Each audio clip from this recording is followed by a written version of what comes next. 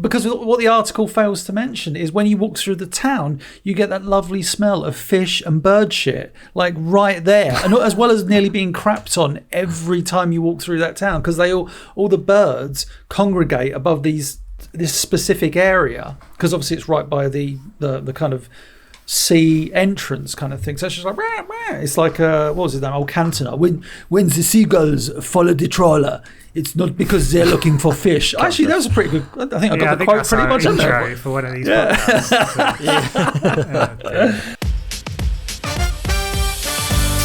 Hello, you are listening to Off Radar. It's a movie podcast. I'm James Smith, a professional film and video editor. I'm James Eatock, a freelance writer and illustrator specialising in 1980s cartoons. And I'm Neil Brock, aka Nige, the man with two names, former film journalist and currently working in the games industry. Each week, one of us picks a movie that all three of us either haven't seen in many years or in some cases haven't seen at all. We each watch the chosen movie, return to the microphone and let you all know exactly what we thought of it. I'd never really had any interest in watching it and I was proved absolutely right. I think it's amazing. I really, really love this film. The film's still a pile of steaming dog shit. If you fancy joining in and suggesting a movie for us to watch, why not tweet us at Off Radar Podcast or email us on offradarpod@gmail.com. If you like what you hear, please subscribe, share, and by all means, leave a review. For now, strap in, turn the volume up, and let's go Off Radar. Hello. Hello, I'm Jay Smith. Hello. Hello. Hello, welcome to Off Radar. I'm James Smith, as you've just heard in that little intro. I'm joined by James Eatock. Oh man, and Neil Brock. Hello. Who we call Nige. And today we're talking about Johnny Depp. We've done a few of these episodes, so sometimes we discuss actor, writer, director. Who have we done? We've done Michael J. Fox most recently, Jim Carrey, Cameron Diaz, and Leonardo DiCaprio. Leo DC, yeah. So yeah, go back and check out those episodes, and yeah, we just talk about some of our favourite films and run through their career. I guess firstly, Johnny Depp. Now, a lot has gone on over the last couple of years with Johnny Depp. What's happened, Smith? What's happened? He's been in the news a lot. Because he did movies like Pirates of the Caribbean. Yeah, it's because he played a newsman in the film we reviewed a few weeks back. A few months back. The Rum Diaries. The Rum Diary. The Rum Diary. Yeah. Well, there's a starting point. That's a very apt starting point. Yeah. Yeah, so we did review The Rum Diary, which came out in 2009. Which I rated very highly because I saw it the first time round and thought, this is a very good film. This on-screen couple have such chemistry. Johnny Depp and Amber Heard. I thought, they're going to go places. Oh boy, they certainly did. The courthouse. See what I did there, Smith? The courthouse. So like a terrible TV movie that I'm surely someone's already made about that experience as well. Oh, man. Oh, they really did. But obviously Amber Heard and Johnny Depp star together in this film. It's the first time they meet in this film. She's 22 when she was cast and Johnny Depp was 20-something years older. And then basically just a very brief rundown over the years. It went badly wrong. Badly wrong relationship. Heard has accused Depp of physical, sexual and emotional abuse, both in public and in some of the newspapers. There's been various lawsuits and settlements over the years, but the most recent that played out in 2022 dragged on for months when Depp basically took her to court and sued her for defamation about these claims.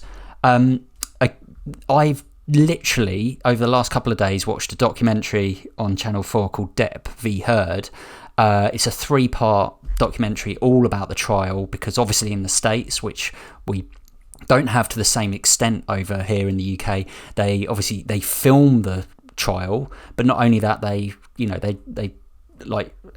broadcast it live. I was going to say, I actually watched quite a lot of the trial. Oh, yeah, live. I did on Oh, because it was wow. on YouTube. So oddly, whilst I was working or doing stuff, I had it playing, and it would be usually around about, I don't know, like 10, 11 in the evening. And I watched a lot of the kind of evidence presented, a lot of the witnesses and stuff. And it's just really interesting hearing certain things. I know we'll probably talk a bit more about the trial itself, but just hearing really interesting things about how not even the other half live, but how Johnny Depp lives. Like there was one of his friends was there, and Johnny Depp had basically given him this apartment, or was letting him use this apartment, and it's in this building. And Johnny Depp like owned 2 floors of this ridiculously expensive building in New York, and it's just like, wow. Johnny Depp owns an island, that Pirates of the Caribbean money, which I'm guessing where a lot of his fortune comes from.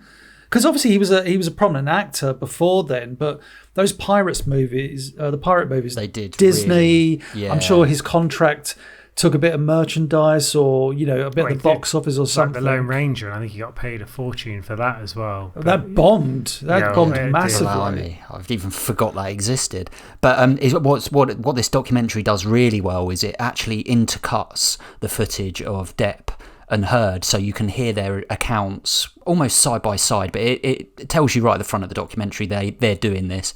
But then the other thing what it does is, which you guys might be more aware of, is it shows the kind of internet kind of reaction, which is basically, this trial is arguably bigger than the OJ case in the States because of, we didn't have TikTok and Instagram in that and sense, stuff. yes. But the OJ case was something else, because that was obviously murder, and it's a case of a guy was pretty much banged to rights until someone said, try on these gloves, and everybody's like, don't make him try on the gloves because his hands might not fit, and his hands don't fit, and then it's like, but this was, I'd say, in terms of publicity, public consciousness, some of these. This was. Exactly. Yeah. I mean, obviously, it was. I was in the States when the OJ case was on, and it was incredible because we were in a hotel room, and it was literally on every channel. It was,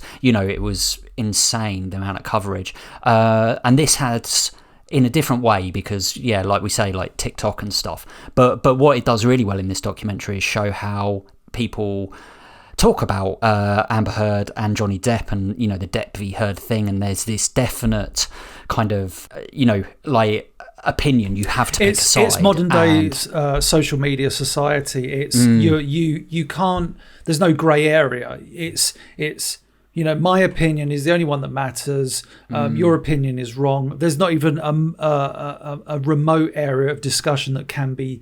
And you saw that. You have people online during that time literally saying, we are team Johnny Depp, we are team Amber Heard. It's like, do you think that if either of them win... Most of them were Yeah, Johnny well, Depp Well, most fans. of them had decided before the case even started. So it didn't matter what evidence came out. It didn't matter what actually happened.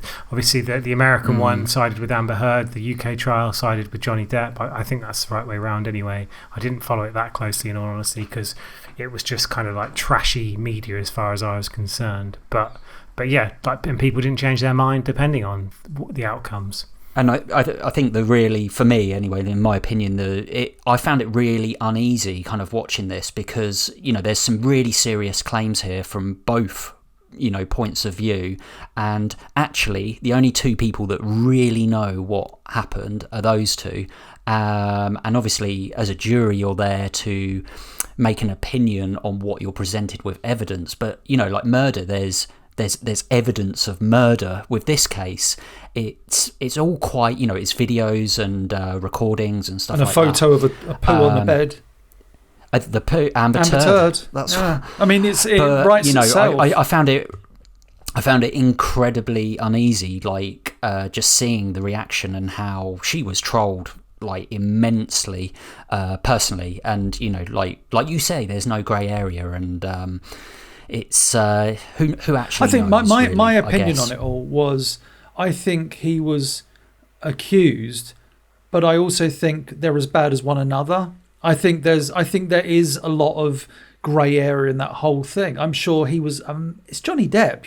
This man's ego must be ridiculous. Well, it's not just that. He's had a long history of substance abuse as well. Yeah, and he's clearly an alcoholic. He's clearly an alcoholic. At one point, he's spending $30,000 a month on wine. That's how much. And wow. Yeah. Additional to that, he even says in the trial, which I watched today, Johnny Depp said he started, taking like meds that he found, because he came from an abusive family as well. We should point out at the age 10, 11. This is a guy that's basically had substance abuse pills, all of his life. Called, from the age of 11, smoking by 12. And by the age of 14 had used every kind of drugs there were. So obviously, came from a very kind of troubled background. He's been through rehab a number of times. He's always admitted to taking things like ganj, MDMA, cocaine in sort of more recent years. But I guess it's one of these conversations about, because we don't know the truth, because the civil case has gone both ways, I guess the best thing we can do really is just talk about him and how he's appeared in films as much as anything else, as a transition. Yeah, rather than spend the next half an hour discussing. Yeah. Oh, not saying that we would. But, absolutely. But let's be honest. Like Johnny Depp is famous not because of these court cases. He's famous because he's a very well-renowned actor. And there's reason for that. Someone pointed out something, not to go on a tangent here, but with Michael Jackson, who I think we can agree was a fantastic musician, and some of our favourite songs are by Michael Jackson. But there's a generation of people growing up going, is that guy, that abuser, that child abuser or alleged child abuser? Yeah, did he also wrote music apparently? You know what I mean? There's a generation that weren't that And the irony is, in the UK, we get fucking Vardy versus Rooney. Yeah, exactly. That was our equivalent. So, and neither of those people are really talented at anything. Maybe that's a bit harsh, but anyway. But I think your point is quite a good one. Well, both of your points, but your point, Etok, that they're both as bad as each other in the sense that, I think it's one of these things where you can imagine like what it's like to date someone like Johnny Depp and what it's like to date someone like Amber Heard. These very, talented people that are, incredibly wealthy, are used to getting what they want, but also have substance abuse issues. And I can imagine, like, you don't just sit down with Johnny Depp one evening and have a drink. It's like a lot of drinks or a line or let's do this, let's do that. I'm going to write some music now. It's just like, oh, Johnny, can we just watch like bloody TV tonight? No, I'm going to write some music. Or she's like, oh, that photo of me looks terrible. It could be like, I can imagine it was a very tempestuous, is that the right word, relationship that was always destined to implode in some way, and unfortunately it imploded in that way. I honestly don't think though that she was out for money or gold digger or anything like that, because I'm sure she's capable enough of earning a decent salary herself. Johnny Depp has a wealth of wealth, but I don't know. It's as we've said, it's the only two people that know what happened are those two, and video recordings can also be, you can make them look, here's a staged thing, but a poo on a bed though, that is inexcusable. It's interesting about that. I mean, go and watch the doc, I would say, but it's interesting about that because there are different accounts of that. But obviously, the internet took that whole. So basically, there's a account that it was Johnny Depp's friend that did it and did it as a joke. But obviously, the whole internet took it as Amber Heard, and that it just has stuck. So, but again, who knows? But I guess let's. Well, I was just going to say one point Etok meant about like if you hang out with Johnny Depp, you're hanging out with. It's going to be a crazy time. That's not necessarily true. Like Johnny Depp has a huge love of Britain and British TV. Like he's a huge fan of, say, Midsummer Murders, for instance. He's always wanted to appear in an episode of that. He was obviously in the Fast Show. I don't know if you. He was in the Vicar of Dibley. Was he in the Vicar of Dibley? Yeah, I think he was in the Vicar of Dibley. He's also wasn't he in Extra? Are we going to go like through? He was in EastEnders. Well, this is the thing. Like, he was a big fan of Downton Abbey, big fan of Doctor Who. Like he is someone. Oh, Life's Too Short with Gervais. He was in where he was playing the. And flute. then on the flip side, he's been known to sort of this aggressive drug-taking crazy person. He's been known throughout his career for like extreme acts of generosity as well. Like he made a $2 million donation to Great Ormond Street after his daughter got ill, I think with E. coli, and then had like kidney failure. There's been numerous sort of situations where he's kind of tried to speak to big fans who have been in comas and things like that. He was a big friend of Hunter S. Thompson and spent a huge amount of money firing his ashes out of a cannon, just because that's something that he wanted to happen after his death. Have you seen that video online? It's really beautiful. I saw it. It was around about the same time as the trial, so obviously this was probably Team Depp putting this video out. Regardless, it was really sweet. It was him in costume as Captain Jack Sparrow, like walking around this hospital of like pretty much, I think, dying kids in America, and just chatting to them. And it was so lovely. And the parents and the nurses are just like, yeah, I mean, one, it's Johnny Depp, but it's the case of the effort he put in. It wasn't just like a photo op. You could tell that he was doing this from a good place, you know. And I think that's the problem, isn't it? It's like, oh, Johnny Depp did this to Amber Heard, says one group. Oh, no, he didn't, says the other. But the truth is, no one is black or white. Everyone has all these shades of, oh, that person. You have different experiences with every single person you meet. As you know, I'm sure we all know people. It's like, oh, that person. It's like, oh, I don't get on with that person, etc., etc. And it's the same with movie stars and stuff. But no, I'm sure he can be a good guy. I'm sure he can be a pants guy. But also, he's a bloody good actor. So let's talk about that again. Well, talking about his acting, I think his breakthrough role was a film that I guess we've all seen in A Nightmare on Elm Street. But for me, I totally, when I watched it at the time, it was one of those films before he kind of became Johnny Depp, if that makes sense. Oh, so definitely. I didn't even really realise it was Johnny Depp. How can you listen to television and hear your records at the same time? Oh, I wasn't listening to the tube, Ma. Just watching. Miss Nude America's gonna be on tonight. Well, how can you hear what she's going to say? Who cares what she said? Well, I've never seen the first one, so I know he's in it. I've never seen the first Nightmare on Elm Street. I think I've seen 3, 4, and 5, but yeah, I never saw them. I knew he was in it, but I saw Johnny Depp. I think the first time I saw him was 21 Jump Street. I was going to say that was actually after A Nightmare on Elm Street. Oh, and that right, was his okay. kind of breakthrough. That was about like 87, and that's what made him like almost a household name in the US on like billboards and all that kind of things. There was an incident where he got stopped by a police officer for graffitiing a billboard, and then the police officer realised it was actually him and was just kind of like, oh yeah, you can graffiti your own face, that's fine. So kind of got away with it. But obviously he's always had a bit of a wild streak. But yeah, and it wasn't until I would say he was in like Platoon but got cut out of it. It was Edward Scissorhands really that was his Edward Scissorhands role. And sort of started that. And obviously this is the first time he works with Tim Burton, TV. who he's, you know, and I mean, watching Edward Scissorhands, you know, like there's the thing that's so iconic about that film is Johnny Depp and Tim Burton's world that he creates, and we become very familiar with the two of them forming this relationship and creating a lot of films together. Would you cut mine?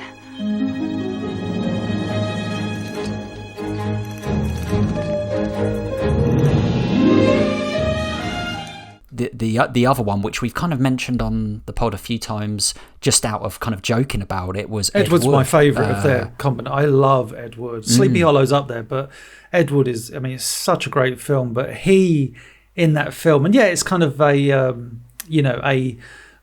dramatization of Edward's life and stuff. But it's such a good, it's so stylish, it's so beautifully shot. But he is fantastic in it. That's one of those films where you watch it and you go, oh, he's really so good. bloody good. And I guess for anyone that doesn't know, Edward was a really bad like B-movie director back in the 1950s, I think, and he was infamously really bad. But yeah, he had this line in the eye after every thing of saying perfect after every take.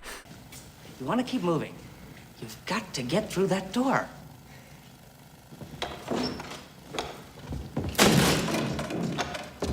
And cut. Perfect. Print it. Let's move on. Don't you want to do another take, Ed? Looks like Big Baldy had a little trouble getting through the door. No, it's fine. It's real. You know, in actuality, Lobo would have to struggle with that problem every day.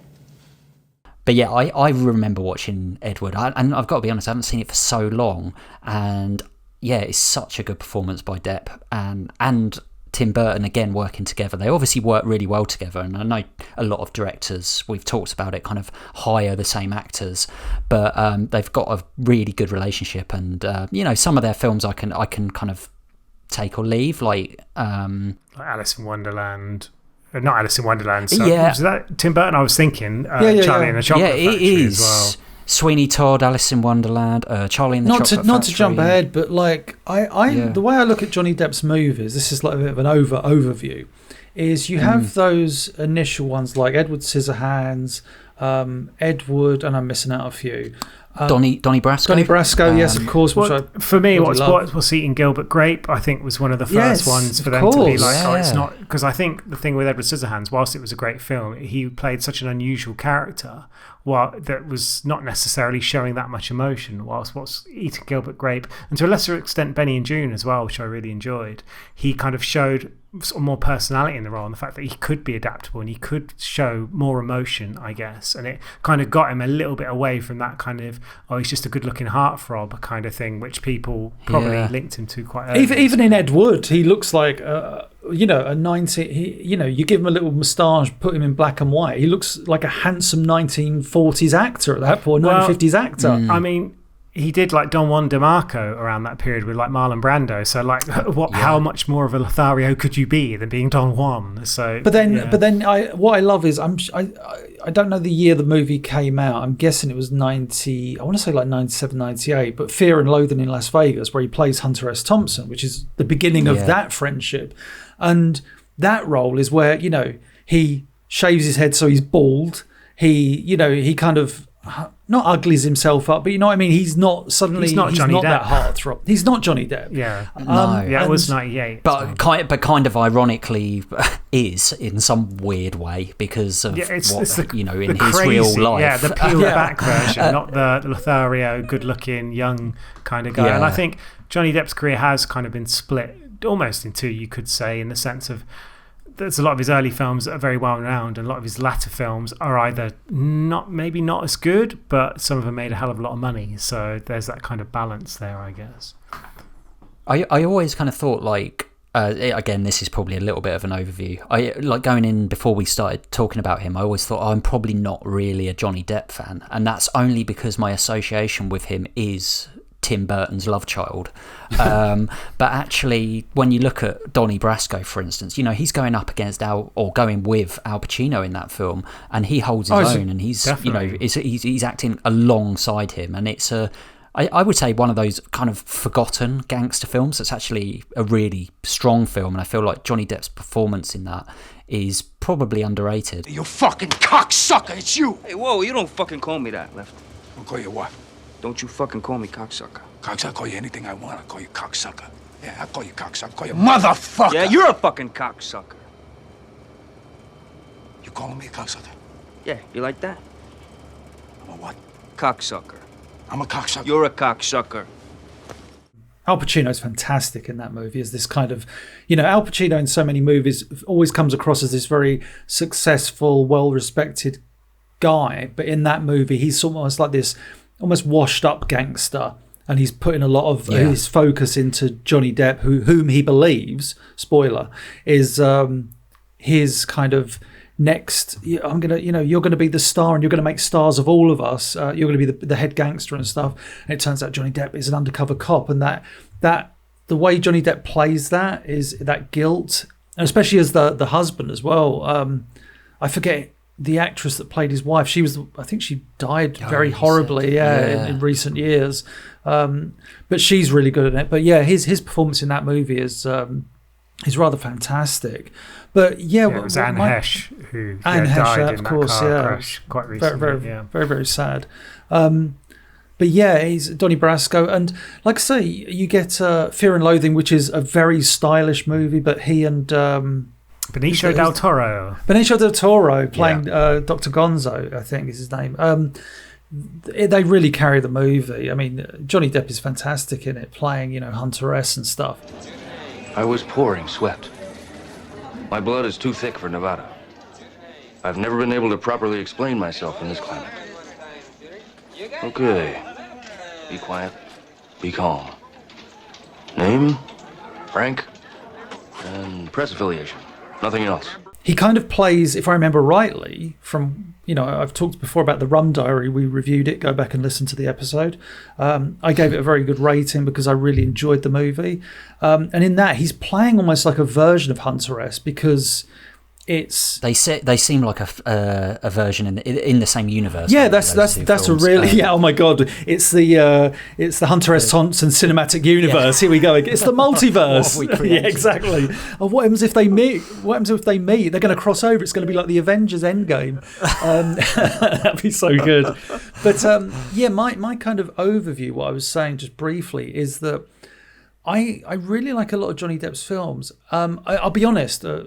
I'll come back to this in a second, but whilst I like the Rum Diary does kind of, it's one thing I like amongst all these really films that I don't like. I enjoyed From Hell. I thought he was great in that. Yeah. Charlie and the Chocolate Factory, I was so looking forward to that because I love, spoiler, I love the original Willy Wonka. Gene Wilder, because Gene Wilder. I think I would hasten to say if I reviewed that film, it would be way up there because I think it's a real candy is dandy, but liquor is quicker.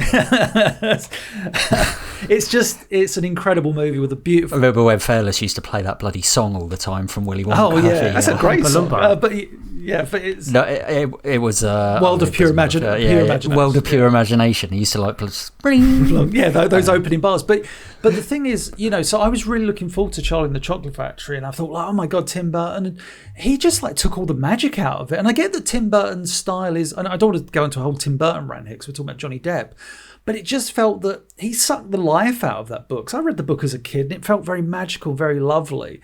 But there was just something really lacking about that movie. And Johnny Depp playing like Willy Wonka, it just felt weird. It felt creepy. Well, he became almost like in the film, like his character was so big that it kind of distracted from Charlie and like the other kind of elements of it. Although Gene Wilder it's not as Gene Wilder gives like a layered performance because you sense that something's going on underneath. With Johnny Depp's one, it's just like, oh, this guy's a bit of a head case, or he's a bit. But it's more creepy. In line with the actual original book, and that's the kind of thing that I think gets lost a little bit. Albeit, I don't remember there being like a Nirvana-esque song in the original book, which you can obviously say there is in Charlie and the Chocolate Factory. But yeah, and I guess that threw a lot of people because there was. Whilst Gene Wilder's had that kind of sinister elements, like do the kids die? Is Gloop dead? Etc. etc. It had that sort of knowing charm, and because of the era it came from, things from that era didn't seem as sinister, I guess. So yeah, I wasn't a big fan. Precisely. That doesn't make sense. For your information, little girl, whipped cream isn't whipped cream at all unless it's been whipped with whips. Everybody knows that. There were a few films that I remember seeing, and they're kind of like the kind of films you'll watch, but you'll instantly forget. There was one in the 90s.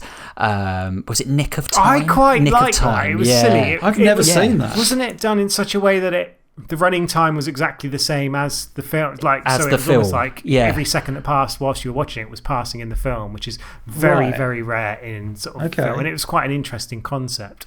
But yeah, I quite like that. I thought it was throwaway. I remember quite enjoyable. Yeah, it was one of those exactly. And there was The Ninth Gate. I remember. Feels like you're just making up some of these movies. Oh, man, they sound like it. There was a film called Laser Troopers. It's just like, stop it. Now these are just fake movies. He did actually star as Donald Trump in Donald Trump's The Art of the Deal, the movie as well. Although that was a Funny or Die kind of movie as well. Right. But I'm very intrigued to see that.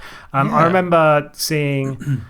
Like again, around that sort of period, there was a few sort of randomy ones, like The Astronaut's Wife as well, The Libertine. But then there was a couple that did kind of rise above it, I guess. Like Chocolat wasn't necessarily my cup of tea, but was a very, very strong film and did very well in the Academy Awards, etc. It was quite different for him because it was kind of seen almost as a bit of like an art house kind of film.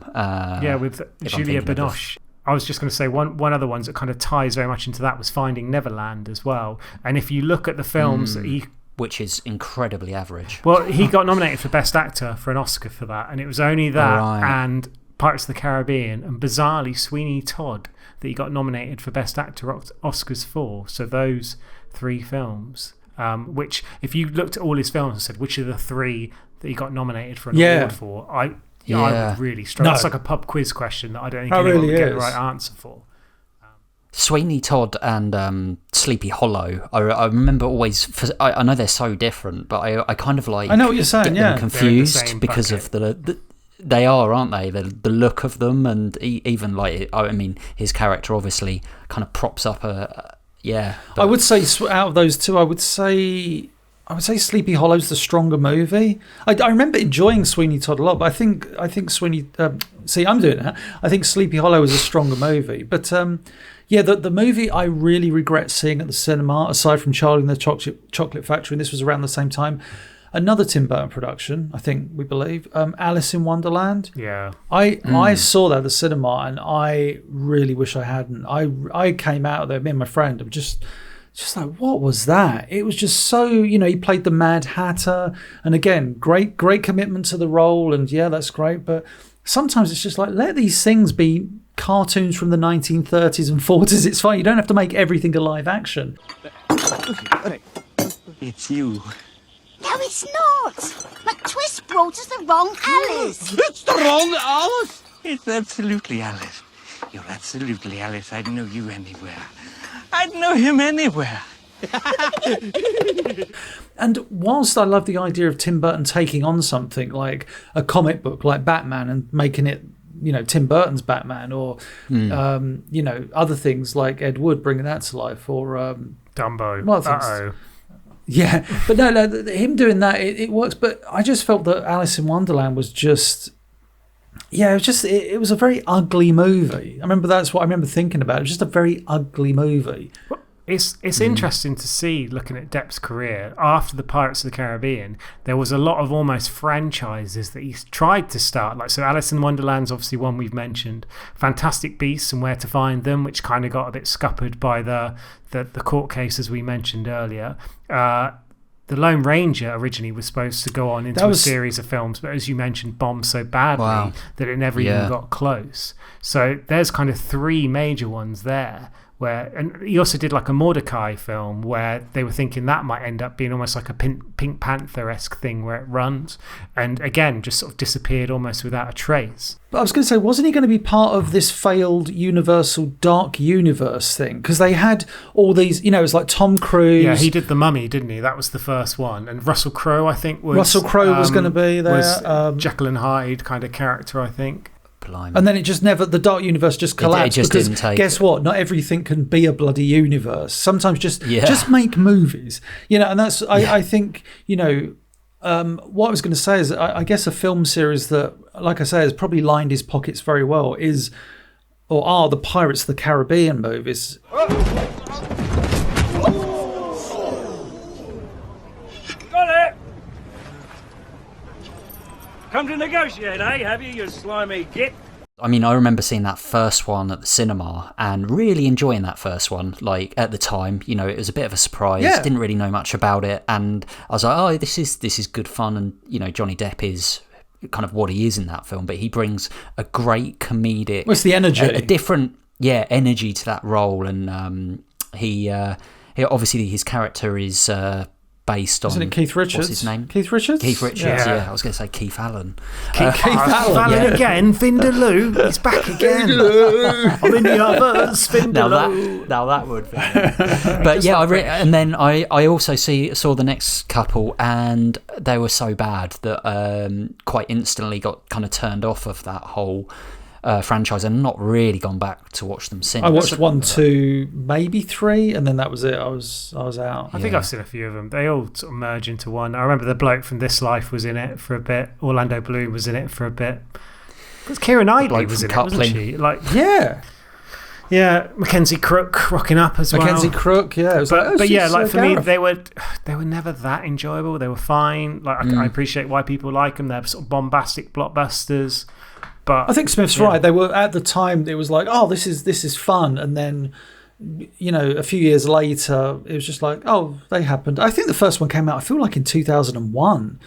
So when you think about that movie coming out in 2001, that was pretty, for its time, that was quite a striking big blockbuster of a movie, when blockbusters actually meant something and not just another Marvel movie or something. Well, it's Jerry Bruckheimer as well, so you kind of knew. Of course, it's Bruckheimer, yeah. I think it was 2003, but even so, around that Really? period. Oh, wow. And then the next one was 2006, then 2007, then 2011, and then 2017. And so there's been 5 apparently, which I need. I reckon they would. Wow, I didn't even realise. I reckon they would have made more if not for probably the pandemic and the court case. Yeah, I reckon because also I mean, that was one of my favourite things to come out of that trial when Johnny Depp was interviewed. I think it was only a month or 2 ago, and they said, do you? It was some question about Hollywood. Like it was either like, were you hurt the way Hollywood treated you? And his answer was so good because it was pretty much like, I don't even think about Hollywood. I make movies, I act. And his attitude, if you've ever, he was the first person I've ever seen this doing an interview. He was on Jonathan Ross, a British talk show for any listeners outside of the UK. And Jonathan Ross was asking about his career, and Johnny Depp, I'll never forget this, said like, I've never watched any of my movies back.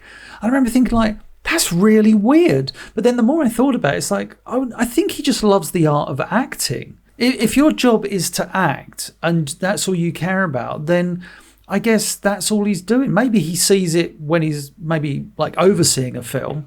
But he doesn't watch any of his movies back, which I thought was like a really fascinating thing, because I'm sure 90% or more of Hollywood actors and actresses with their egos probably love watching themselves on the big screen. But Johnny Depp just doesn't. I presume he goes to the odd premiere and stuff, but he chooses not to watch his own work, which I find is fascinating. Did you know you can now subscribe to Off Radar? It's a movie podcast on YouTube. You can watch exclusive trailers and listen to brand new full episodes. All links and info in the description down below. Somebody stop me! A little bit of a question for you. I didn't ask you to prepare anything, but so this is a bit of a off the cuff one. But if you had to like pick your, I don't know, like your favourite Johnny Depp film and maybe your favourite performance, what would you guys what would be your go-tos? It's very difficult, isn't it? I would say. Go on, Etop. I was going to say, for me, it'd be one of 2. It would either be one of 3.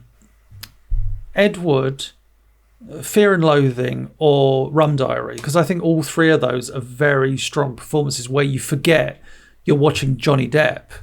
Don't get me wrong, I understand why people will rate, obviously, Edward Scissorhands so highly, but I just think those films I mentioned, those characters he plays, are just so strong, like such screen presence. Ed Wood, oh man, that would really edge it, I guess, but I really do love his performance in the Rum Diary as this kind of frustrated alcoholic writer trying to put the world to rights in a world that doesn't really want him to put the world to rights. And Ed Wood is this fascinating almost parody of this infamous director. And like I say, Fear and Loathing, that's just a captivating performance more than anything, as crazy as it is.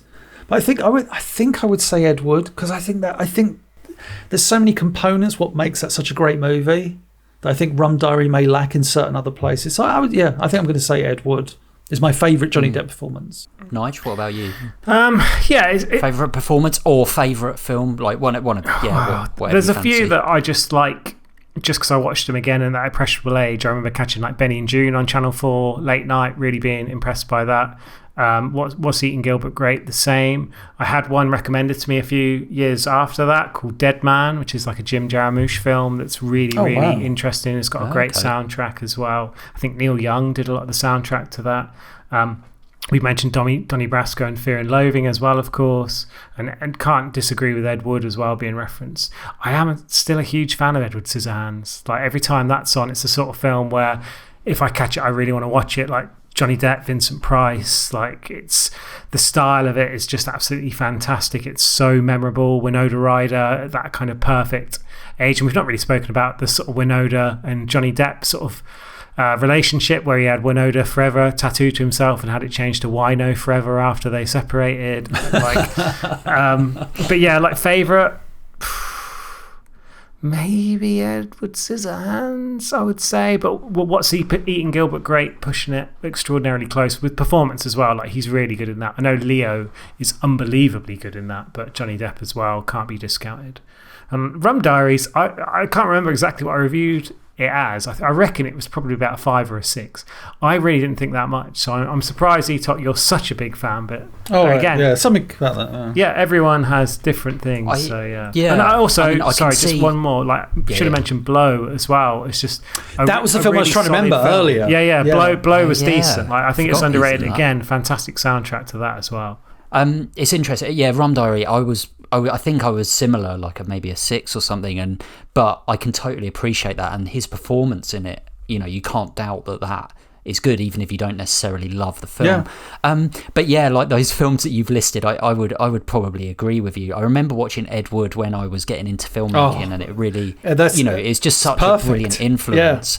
And at the time, I wasn't really that aware of Johnny Depp because he wasn't actually that big then. Obviously, Edward Scissorhands came before it, and that was a real childhood film for me. Yeah, I get it. So that's kind of always got a bit of a soft space in my heart, if you will. And I always remember loving that film. So that was always but yeah, performance wise, it's tricky. I would probably put Donnie Brasco up there because I feel like when you look at that list, there's very few. Maybe you could say Blow is in that kind of category as well, but there are very few that are in that kind of real, I'm going to test your acting credentials.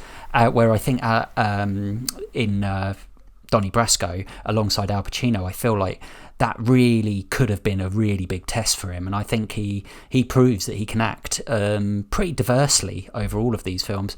But yeah, and also, like you said, What's Eating Gilbert Grape, we've spoke about this on the Leo episode, and it's a fantastic film, and he is so good in it, because I think you're right, Leo does kind of steal the show a bit, but he, as a supporting actor, is so strong in it in a really tough role. So yeah, I don't know if I really answered my own question. It's hard. It is hard. Definitely is. But I don't know. Do we do Nigel's trivia on actors and actresses? I can't remember. I think we should do some. Let's do some Nigel's trivia. Well, it's interesting. We've spoken about Johnny Depp and the roles he's obviously been cast in some of the fantastic films for a long time. Him and Keanu Reeves, this is, for all those that don't know Keanu by just his first name, kind of went head to head over a lot of quite big roles. It could have quite dramatically changed both of their careers. Now, he missed out on Johnny Utah in Point Break, but was very close to taking that as a role. He was actually Francis Ford Coppola's first choice for the role Reeves played and probably got a bit panned as in Dracula. Playing Jonathan Harker in '92, again alongside Winona Ryder. So that would have been Tom Cruise, Johnny Depp in the same movie. Has that ever been done before? No, that was not Dracula. '92 with Gary Oldman. Not the Brad Pitt. I'm getting my Interview with the Vampire. Yeah, Interview with the Vampire. Interview with Dracula. But then he also turned down the role of Jack Traven in Speed '94 with Sandra Bullock, and that would have been. He was actually the Wachowskis' first choice for the Neo. I know, Will Smith got rumoured a lot as well. You set me up there, Nigel. I thought you were going to say Matrix. No, I was going to say, Will Smith got linked with it as well for The Matrix. Yeah. But instead, the studio didn't think he was a big enough name. And actually, the reason why he didn't get the Dracula role was because the studio didn't think he was a big enough heartthrob. So on the heartthrob scales, he was clearly below our lovely Keanu. But not only these films, he was also considered for the role of Dr. Ian Malcolm in Jurassic Park, that went to obviously Jeff Goldblum and has been memed to death ever since. And 2 more. By the way, we have got Jurassic Park on the list now to do, just as a heads up, so look out for that on a future episode. We'll even talk about trivia of how it could have been Johnny Depp. He was actually cast as Mr. Smith in Mr. and Mrs. Smith with Angelina Jolie, that eventually went to Brad Pitt but had to pull out due to exhaustion, so they went on to later make The Tourist together, which again grinds my gears. And then the final one, which is a bit of a one for Etok, really, because we know how he loves his Marvel movies, especially Ang Lee's 2003 Hulk film where he was originally offered the role as Hulk, Bruce Banner, and turned it down. So they went to Eric Banner in the end, didn't it? So who I like Eric Banner a lot, but I mean that movie blows. It was not a great film, but yeah, imagine Johnny Depp in that. Yeah, I've got a little bit more trivia. If we can just squeeze a tiny bit more out. Like we were talking about his generosity earlier. Well, when he was in Sleepy Hollow, there was a one-eyed horse that was going to be sent to the glue factory, and Johnny Depp actually bought the horse and kept it himself. So that shows what sort of a nice guy he is. So a real horse? Yes. So in Sleepy Hollow, there's many. What did you think, Smith? That was like a CGI. That was code. He bought a CGI horse and he put it with his.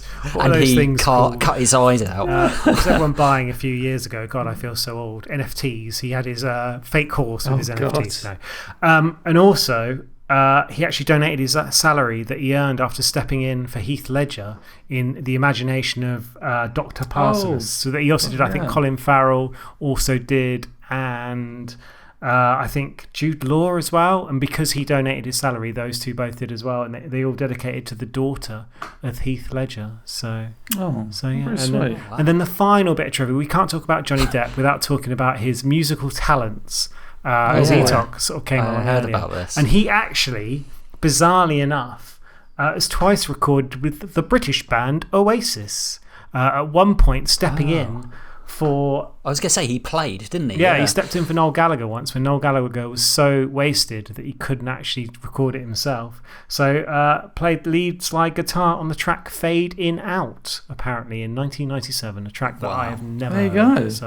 So there you go. I've not heard that track. I thought Oasis only made one album and then that was it. Most people think 2 albums. One definitely maybe. Yeah. And What's the Story, Morning Two Glory. great albums. Yeah, they made 2 albums and then it got old very fast. Then they got Helicopter, Be Here Now, and the rest is history. Yeah.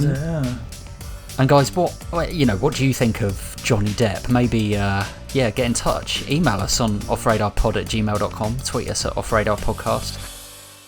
There's that advert with Johnny Depp, it's like some fragrance. Himself, and he's out in the desert, there's a wolf, he's like, I'm burying myself. Doesn't he play a guitar in the desert as well at some point? Yeah, probably. Yeah. But I always laugh at that advert because it's Savage, and I just think, like, if you put an S in there, it would actually just read sausage.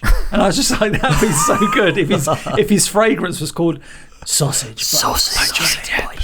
By Johnny Depp. Sausage by Johnny Depp. Yeah. So there you go. That's how we end that one. That's it. We need your help. We are looking to grow Off Radar and release more and more high quality content. Please give us a review on Apple Podcasts or wherever you get your pod. And why not share with your friends and loved ones? Help me help you.